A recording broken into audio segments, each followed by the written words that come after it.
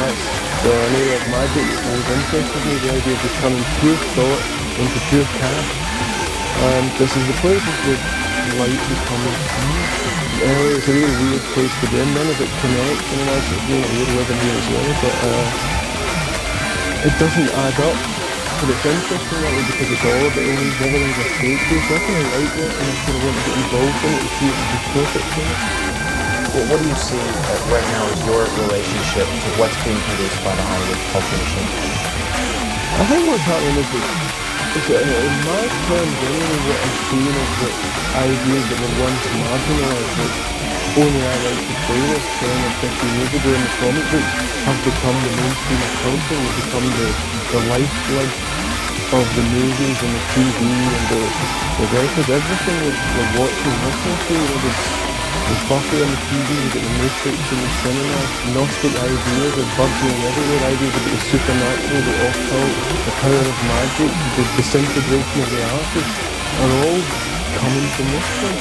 They've become mainstream and it's been fed back into our lives as the spectacle, it's the best spectacle we've ever had. But why do you think these ideas all these marginal ideas become mainstream? I think it has to happen, and even in the sense that we've always grown up to the point where we can now make them mainstream. And that's exactly what we seem to be doing. So we're selling weirdness back into the culture, and the culture does demand it. The culture has come to us looking for ideas that once were hidden under a moss and stone and ignored. But suddenly, things got boring, they ran out of heroic muscle men, we ran out of Rambos, we ran out of the entire vegan, driven philosophy that we were all going on. And suddenly we come to the freaks and the weirdos and the outcasts and the geeks and the beatniks and the hippies and whoever's left to provide some infusion of interest into our flagging culture. And it seems to be working, and the interest in is we're expanding their culture towards our culture to the point where the two things are becoming interchangeable, and there's no difference between them, I think. When you started The Invisibles in 1995, what was your intention? There was a very grand idea behind it. Well, we call it a two-start. One was a fall-start, where all I wanted to do was a kind of William Burroughs version of Jack Kirby's The Boy Commando, because it's such a cool name and DC owned the character.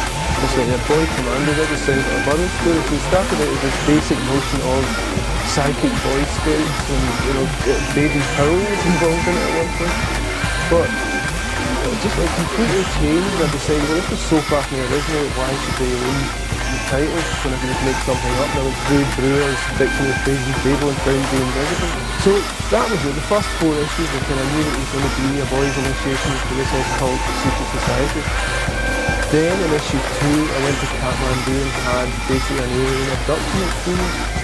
And that changed the entire series, because what I then wanted to do with the series was to make something that was alive rather than just tell a story. I wanted to do something that was a spell that actually moved, that people who read it would be changed by it or would be led into situations whereby they might be changed. And also, ultimately, to simulate the experience that I had in Kathmandu, which I don't have any explanation for. And in The Invisibles, I went through every possible kind. I read Whitley Strieber, I read Philip K. Dick, I read everyone who reported this type of unusual experience, and the parameters are all the same. All the nervous systems report it slightly differently and use their own sci-fi language or theological language or mythological language depending on who they are. But ultimately the thing's the same, and it's like the shamanic process whereby you appear to be taken out of reality into a higher dimension. The body is stripped and destroyed, and then you're put back with extra knowledge, which then leads into weird synchronicities and unusual experiences that began to proliferate as the Invisibles was being written. So the whole thing, Bjorn's living that comic as a diary, as it was being written, and the occult stuff in it, and the martial arts, this all real stuff. It was as it was happening, it was going into the comic. So probably about 60% biography in there. So I'm going to pry open that last answer a little bit here. First off, what happened to you in Kathmandu?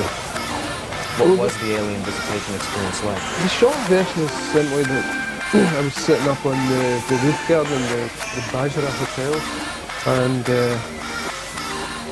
this thing happened.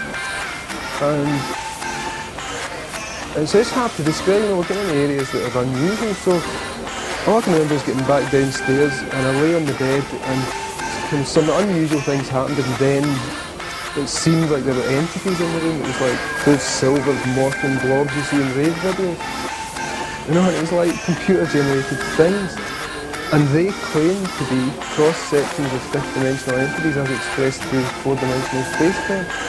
And they claimed that I was one of them, and I had to come back and see what the old homestead was like. And that's when I felt like I'd been peeled off the surface of space-time.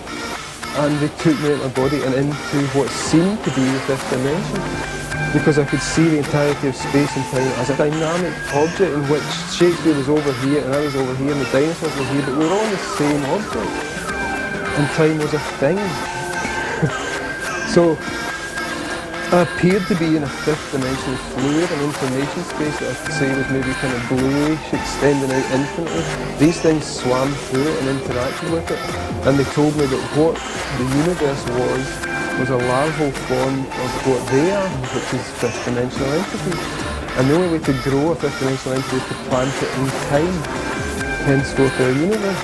Well, you were telling me the story once before, and you were saying it was like you could pick lint off of your sweater and then throw it up in the air and it would surround you with a different kind of environment. They were trying to describe how they make universes, and they said they can make them by detaching parts of their substance and plugging them into the surrounding fluid, the medium, the fifth dimensional information fluid that we were swimming through.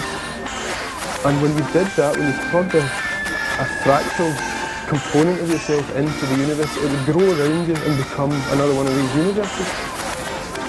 And the idea was that those of us who knew, who'd had this experience, were supposedly midwives for this larva, because we remembered, and you'd go back and you're constantly trying to encourage the larva forward because it has to grow. I mean, it could die, it could just as easily die, but this one seemed to work. You know, I got the feeling this one worked. So it wasn't scary? Not at all, no. It was monumental. It was soul-shaking, but it wasn't scary. What was the next day like? The next day was, what do you think? It was like, I was buzzing. I wrote like 200 pages in a notebook just to try and get it down. Wow. And then try to explicate it for the next 6 years. And now I can just dismiss it. Now you can turn it into a big Hollywood film and make a couple $1 million off the script, you know?